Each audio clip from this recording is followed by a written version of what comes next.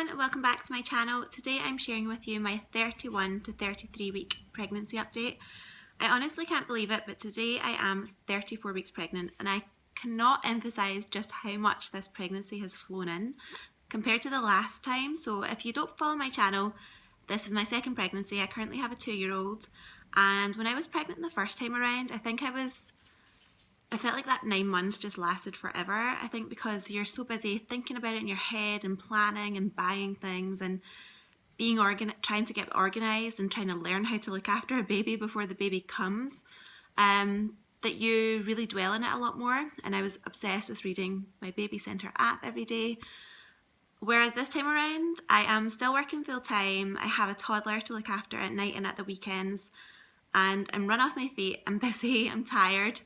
And honestly, sometimes I don't even remember that I'm pregnant until I look down and see the bump or the baby wakes up and starts rolling around, which, yeah, they tend to do quite a lot now. So with that being said, 34 weeks, we are almost at the end, which I can't believe, and I'm just starting to think about, oh gosh, I actually need to get ready for a baby, because although I don't feel as unprepared this time around in terms of how to look after a baby, I do feel really unprepared now in terms of being organised. So we've actually been up the loft, we've got down Elena's baby clothes, like all her sleep suits and vests and things from the newborn 0 to 3 month range, and I'm starting to feel a bit more organised, getting those washed and things, and starting to collect together the things that I need for a newborn.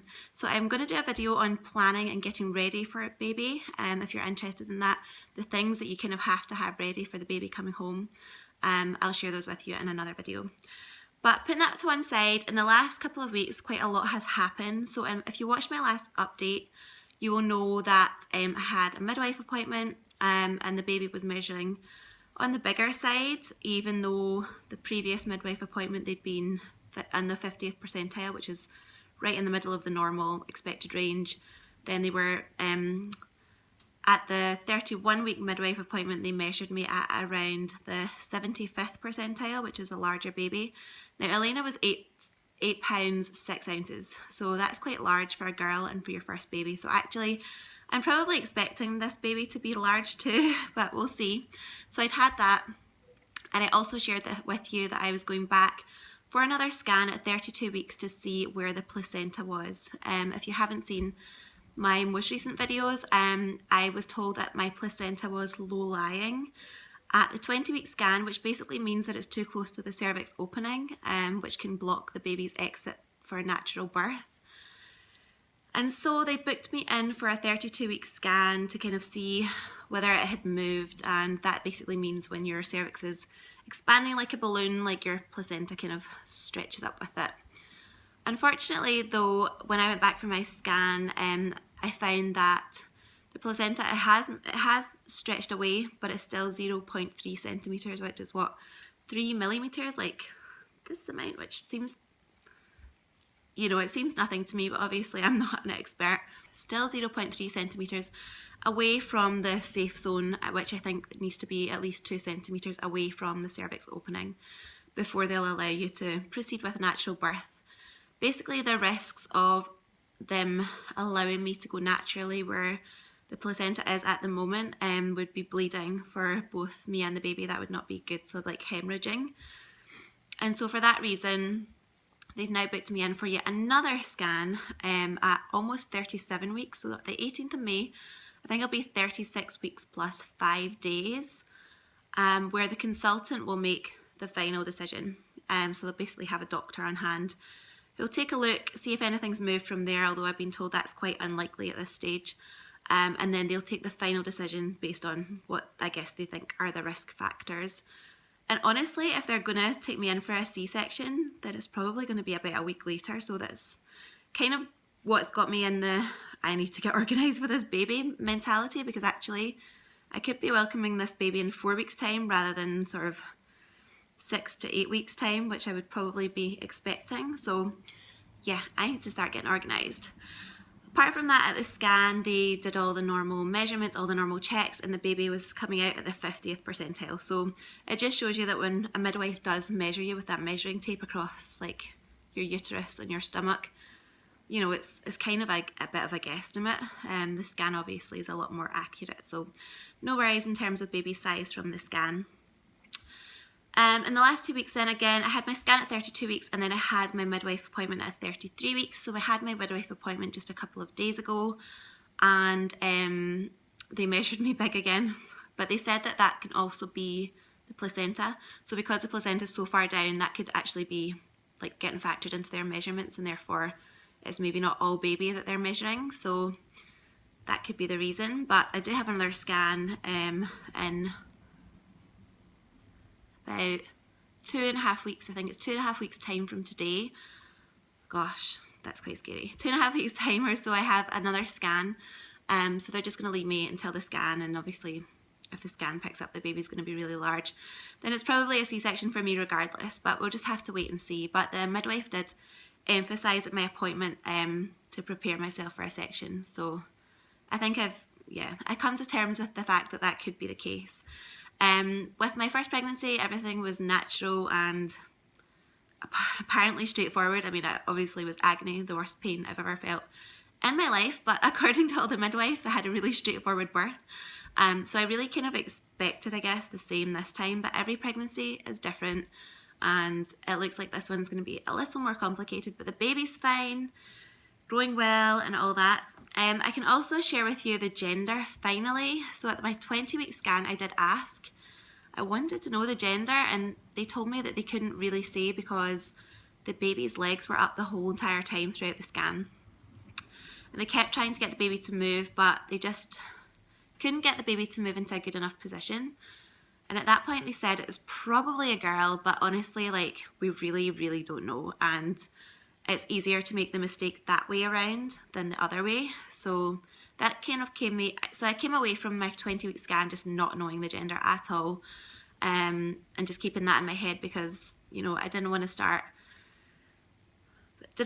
buying things in pink or blue because honestly, they were so unsure. But this time at the 32-week scan, 2 different midwives told me that it's a girl. So we have been able to go back up the loft and get Elena's things down, and rather than just sort through and get the white and yellow neutral type things out, I've been able to kind of go through all of her newborn stuff, and it's going to be so good to use that again because she grew out of it so fast. She was a big baby, and she did, you know, she got so many presents. People like to buy in the smallest sizes because they're cute, but kids don't stay that small for very long. So your newborn stuff, your 0 to 3 month stuff, you know, they fly through it. So I got some beautiful things. They also mostly live in vests and sleep suits when they're that small because you want them to be comfortable. You want easy access for changing. So I've got loads of the zip up ones, which were a lifesaver last time, particularly for my husband, who could not handle the buttons at all. So all of those things I've been able to dig out, but also all of the gorgeous, beautiful dresses that must have cost a fortune that people bought for her in like newborn and 0 to 3 sizes. And we do go to church on a Sunday, so I did dress Elena in a little pretty dress. She was going to church from 1 week old. So I did get a chance to wear them, but not nearly as often as I would have liked. So it's quite exciting to know we're having another girl and we can start to use all of those clothes again and really get some use out of some really, really beautiful things. So yes, I have been busy going through the boxes, making sure that everything's clean and washed, and going through and also just dumping anything that's just a little bit tatty because we have so much stuff. And people have already started buying us more now that they know it's a girl, particularly my mum, my auntie. They're a nightmare. They can't help themselves.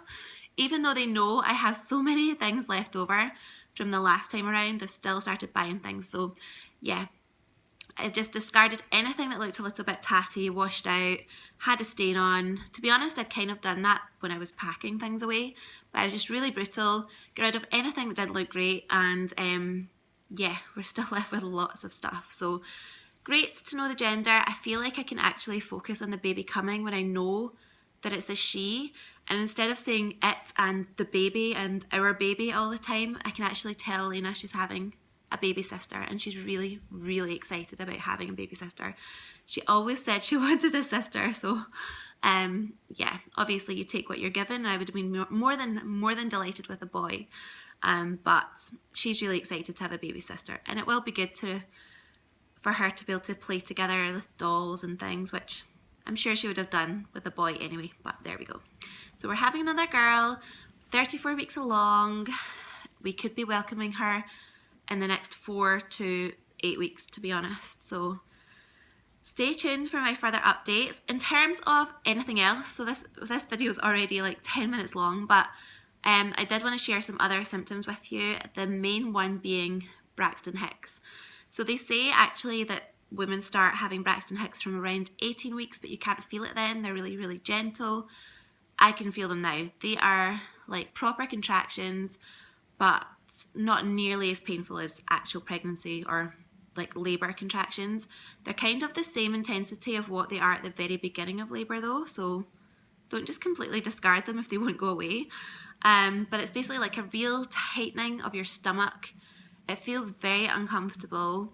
At first, sometimes you might just think, what is the baby doing in there? That feels really strange. But it's like your whole belly gets really hard and tight, and it's really just uncomfortable. It's almost like a kind of, it's like the onset of premenstrual cramps. So like period pains, basically. That's what it feels like, but it only lasts for a few minutes.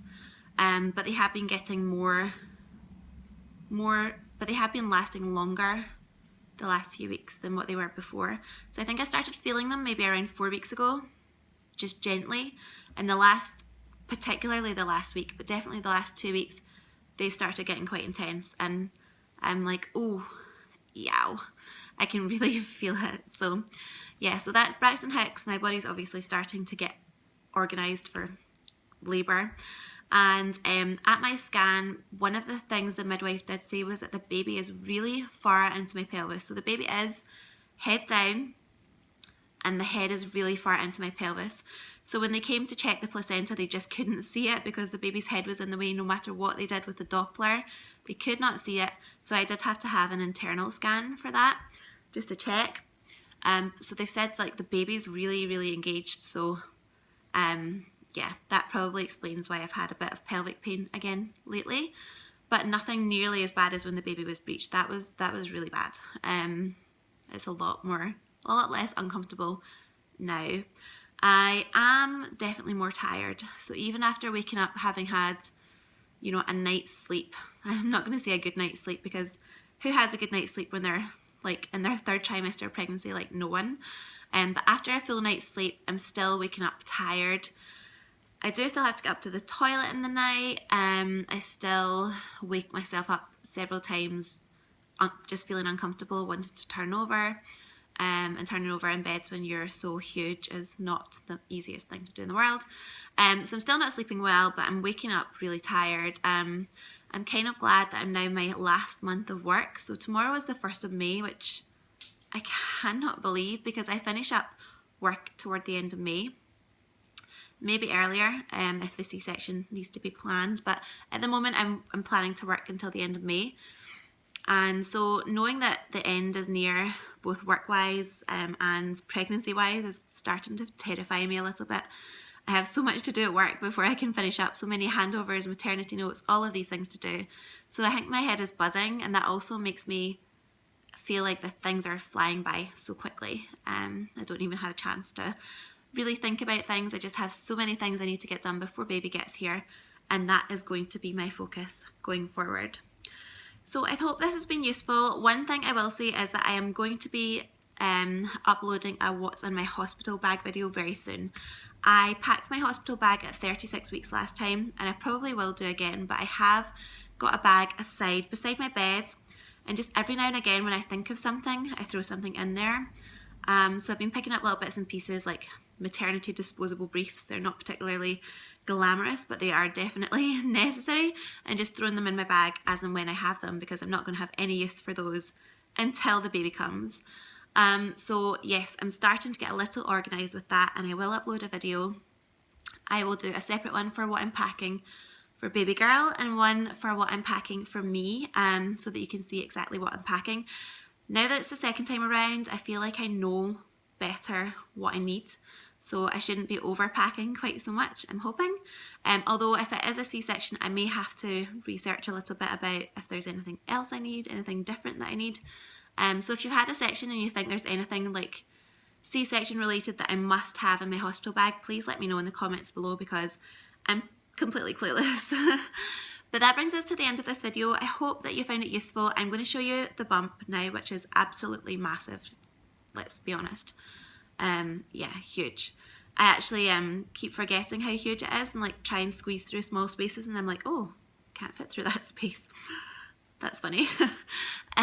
So I will show you the bump now, but thank you for watching. If you find this useful, make sure you give it a thumbs up below and like and subscribe to our videos for more future pregnancy updates and to meet our baby girl when she comes, and I will see you in the next video. Bye.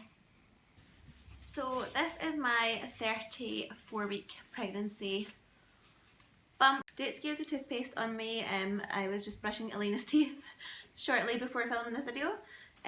But yeah, this is what it's like. It's pretty huge. I mean, yeah, there's just absolutely no mistaking that I'm heavily pregnant now, and yeah, desperate to get the baby out so that I can start doing something about this excess weight.